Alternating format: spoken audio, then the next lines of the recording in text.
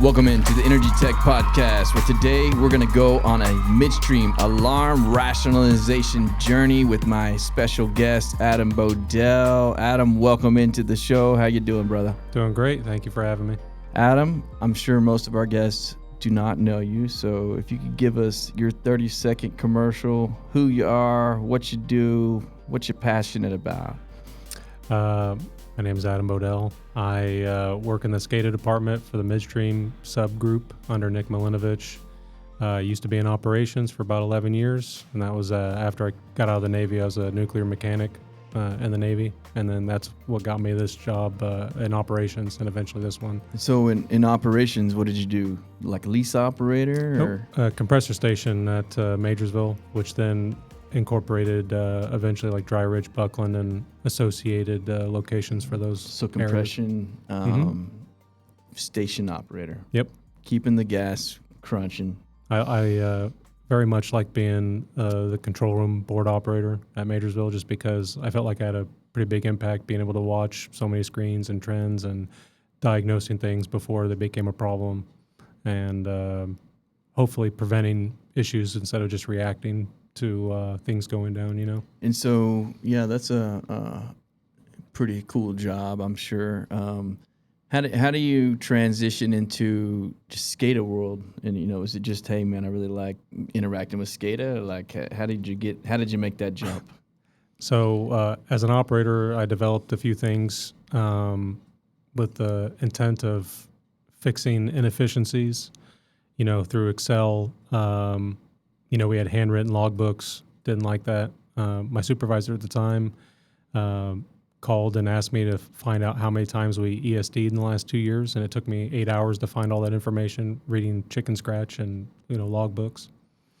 And so, you know, something like that, I'm like, this is ridiculous. I don't want to deal with that. So I developed electronic logs, and then and then also the ability to like track upsets and whatnot. Right. So then even now you could look at 10 years of data and find out that question, get an answer to that question in like 10 seconds and stuff like that. Or just, you know, over time, just teaching myself Excel and improving the process of what we did as operators out there. And then eventually dabbling into Power Apps and creating an app for a couple things. But one of the more prolific ones would have been the outside logs that we took. And because that coordinated with the inside and for tracking like what's been done, and you could also trend analysis those logs, and even though they're like manual logs. Yeah. And, so what I'm hearing is you have a passion for optimization. Mm-hmm. And what better place to apply that passion but in the SCADA department too. Exactly. Right? So and today we're going to talk quite a bit about optimizing on the SCADA side, but specifically we're going to talk about a rationalization effort that you were involved in, maybe not so much in the beginning, but now you've kind of taken the reins. But I'm going to set up a little bit of background here. Brian, if you could take us to the slide deck real quick, and we're going to talk a little bit about this alarm rationalization journey, and then specifically we'll get into where you picked up in this journey and kind of where you took it from there and some of the tools you developed to assist yourself. But so let me set the stage, Adam. We're talking, this is about a year ago, March 2024. I guess it's been quite a bit more than a year ago now, but was doing some consulting here, and this is a large-scale midstream operations. There's dozens of large compressors. These are like 3616s and plus compressor stations moving, you know, up to half a B in some cases. Hundreds of miles of pipeline, high pressure and low pressure gathering pipe, compressed, uncompressed, etc.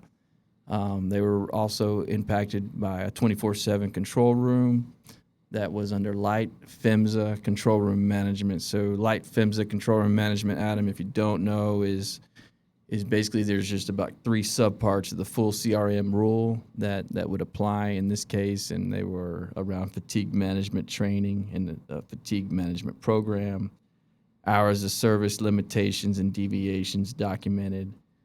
What's the last one? What am I missing here? So fatigue, hours of service. What's my last one, Brian? What am I missing? anyways, very, Hey, very. Jamie, pull that up. Yeah, sorry. Light regulations. So nothing related to, alarm rationalization, nothing related to, doing monthlies, pools on that. Very few regulations in there. So it's, they're actually going to an audit right now. And OQs are last one. So some OQs related to that. But nothing around alarms, nothing around, hey, here's how many alarms, nothing around floods, nothing about what are you shelving, et cetera. So nothing they were doing outside of the realm of the law. But some of these things that we noticed probably would be a major impact to the operation in a positive way. So going back to the deck, they asked, hey, we want to optimize. And I said, that's fine. I'm going to need some things. So what are we asking for in March of 2024? We're asking for basically any kind of documentation that set the original alarm philosophy, or any kind of rationalization effort that was part of bringing these plants online, these pipelines online, any kind of SCADA documentation available. Basically anything. What do you got? Next thing, anything engineering documents wise, P&IDs, cause and effects. I think one of the main documents that was provided here was called an EST standard, which was pretty much alarm philosophy in a way. SOPs, any kind of other standards, et cetera. I asked for 3 months of alarm data, and then we did interviews with the operators in the field, station operators, pipeline operators. We also did interviews with guys in the control room to kind of understand their standpoint on what's right and what's wrong about the control room alarming. So the last thing, we came back really quickly, I think probably 3 weeks later, and said, hey, we want to really use what we call the monitor and assess method to kind of break this down, which is easy because you're already in operation. The 3 months of data is the monitor and assess. We wanted to take that data, compare it against, recommended practices like ISO 18.2, any regulatory pieces, any KPIs out of industry. And then we wanted to tune bad actors, and then eventually develop philosophy that would, kind of take us to the next level. So we brought them back, categorized alarms by week, month, type, location, equipment, duration, what's being shelved, how often, what are the floods that are coming in, what's out of service, bad actors, you name it. This was, dozens of slides. Identify nuisance alarms, where we could have some easy wins, some potential set point adjustments that would give us some easy wins, delays, timers, et cetera. And then the next steps, like kind of gave them an education on how to develop philosophy and how to, plan for that. And as we're going through this, different things. So I'll take a look real quick at the data and say, hey, where we started. You can see in March there, peaking in the 180,000 alarm type range. We got involved and kind of did the first one right here, which was the initial alarm rationalization. These are where we had some really quick wins, some easy set point changes, easy to agree on, didn't require MOCs, et cetera. And then a few months later, here in the August, September timeframe, 3 months go by. This is where we did our post-MOC rationalization. So there was quite a few things, Adam, right, that required like more of a review. We're going through engineering. We need to go through electrical. We need some sign-offs. So we didn't really lose any momentum there. We had to go back to operations, and some of these things took a little more time. Can you walk us through any kind of process there and what y'all went through? Yeah, so there was like about 20 to 30 MOCs. And I wasn't there at the very beginning as part of the process, so I can't speak on a big chunk of those alarms, but I ended up working on a few of them later on, maybe like 5 or 6. And they're more involved. Like you said, those quick changes in the beginning don't take a lot of discussion. Maybe the changes are a little simpler, whereas the MOCs could be a little more complex, like coming up with flare, philosophy on pressures or levels or whatever the case may be. And so you have to develop new logic maybe that go along with that, and that requires discussion maybe with like your group or whatnot. Right. So we saw a couple big step changes there. And then getting into the root of this is really kind of what I considered the handoff. And post MOC, we really got close to our goal, which I think at this point was 40,000. You'll see as we get into April, May, June now, we're trying to move that down. Honestly, I'd like to see it if we could ever get it into 20,000 or less range. That'd be awesome. But 40,000 gets us. Might be surprised next month. So that gets us really close to where we want to be from an ISA 18.2 standard. Again, a couple of these facilities are not actually, completely managed from control room here. So there's guys in the field as well. But overall, we're hitting that goal. We're reducing that goal. Come October, end of the year time frame, consultant hat comes off, and I say, hey guys, all right, we've done a really good job. A lot of times the consultant goes away, a year goes by, and it's like, here he shows up again. Hey, what did we do? And we came back. Oh my God, we're back to where we started, or we're halfway back to where we started. But that's not the case here. So when we handed this over, can you walk us through what processes y'all put in place? What scripts you developed, and how do you manage this stuff post consultant? And you're doing a really good job of that. Obviously, there's some whack-a-mole, and you'll see in the data that weather changes, things like that can really impact your whack-a-mole strategy. But take us from October on, and how do we continue to drive these down? And you're telling me even next month, we're hoping to see an even bigger cut. So That's exciting. So tell us about that. Yeah, so like you said with the weather, and then also adding locations, which just adds more alarms, and then that's going to go into a bigger pool that could then alarm and add to your total. So Nick Milinovich, my boss, he's the one that kind of developed the scheduling that we would go on to keep on top of this. And he brought me in because I have a background in operations, so I'll have a mind for what kinds of changes you could potentially make and have just a positive impact on operation, not like any of the negative things maybe you're not thinking about. So he had suggested having a monthly meeting with supervisors, upper management, foremen, engineers, and those are for the more broad topics and maybe complex issues that might need to be discussed, but also just going over what's going on through the month.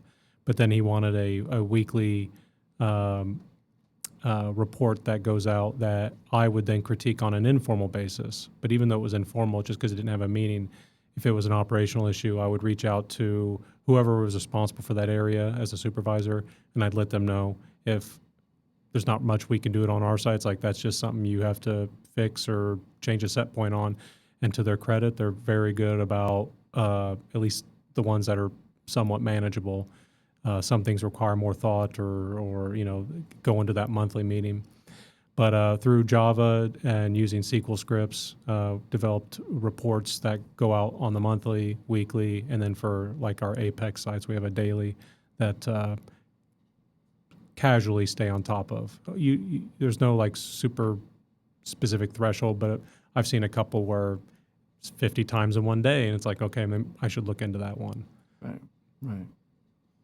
And so, the data that you're kicking out to yourself to speed up this process, what are you looking for in that script that you built? What are you digesting? So it's grabbing all the alarms based on type. We have one for the informational, because that was one of the methods of alarm rationalization, was to split off, because if a compressor went down, you would have 15 alarms, and most of those are informational in nature. They don't really give you a whole lot of information on the shutdown itself, just you have a low oil pressure. It's well, of course, the unit just shut down. So we separate that, and then that trims that down. So we have a whole separate report for that, and then we have one that's for critical and process. And we go through that, and we've set a threshold for the weekly and the monthly based off of, I think, a philosophy you started, which was 1 alarm per hour per day, and we kind of rounded it and went with 150 for the week and 600 for the month. And if an alarm crossed that threshold, that's something that we would research on those weeklies and monthlies, just for time management, to kind of get a good start and work with those. And as those dwindle down, we've talked about, in fact, just this morning, because lo and behold, there was only 1 alarm this week that flagged for all 4 galaxies. So we might be on the threshold, if this keeps up, where we lower it from 150, 600 to maybe like 100, Right. 400. Right, and that is I'd say that they're stepping into the monitor and assess philosophy. It's not a bad way to do this. I mean, obviously we chunked out big chunks early on because there was some obvious nuisances alarms there that were a problem. So, as you continue to do that, months down the road, you're probably going to have times where there's not a lot to do, that's completely fine too. You still need to look at things. Not if I'm not at that 15,000. Yeah, I want to get to. Yeah, and maybe your thresholds continue to go down, but you still stay engaged. So that's good. Brian, pull up that screen one more time, and we'll show you one more. I mean, this overall rationalization effort has seen a reduction of about 80% on the actionable alarm banner here, and I think that's a big deal. But the biggest thing that I think is helping your group is this last piece, which was operational culture change and buy-in. So, the difference between how you guys think about alarms today versus a year ago is pretty big deal. It really brings a lot of credibility back to the SCADA groups who are managing this and having guys that are operationally minded, have an operational mindset that spent 10 years in the field, and they're not just coming in here and programming and doing they're not just saying yes to everyone. So what I see in my past is SCADA guys that are just yes men. Hey, we want this, we want that, and before you know it, you've got tons of things that don't really make sense. So it's nice to have someone in the SCADA world that can say, yeah, does that make sense? Maybe we should kick this up to this engineer, or maybe to this operations guy. So that's a big part of it, is having a SCADA team that has been in the trenches and understands. And a lot of credit to the group, Operationally. because I'll tell you right now, they will all push back if they don't agree with something in that regard. So they're not going to just implement a change if they have a problem with it, and they need to be convinced, in the proper avenues as well, MOCs, and it's like that's going to need MOC, but yeah, sometimes the people who aren't as operationally minded, maybe they don't know, but then they reach out to understand better, and so a lot of credit to those guys too. Well, I just want to say good job, Adam. You guys have done a really good job. This is it's been one of my better experiences with doing alarm rationalization on a PHMSA regulated or PHMSA Light regulated control room, but major impact there. I think there's a lot that comes from this, a lot of obvious positives from an optimization standpoint, but ultimately it's about getting alarms in your banner that makes sense, right? And you guys are really doing a great job of taking that and understanding that and keeping the ball moving. So appreciate you coming in today. Thank you. Had a lot of fun. Brian, appreciate you on the board there, man. All good. Like and subscribe, guys. We'll see you next time.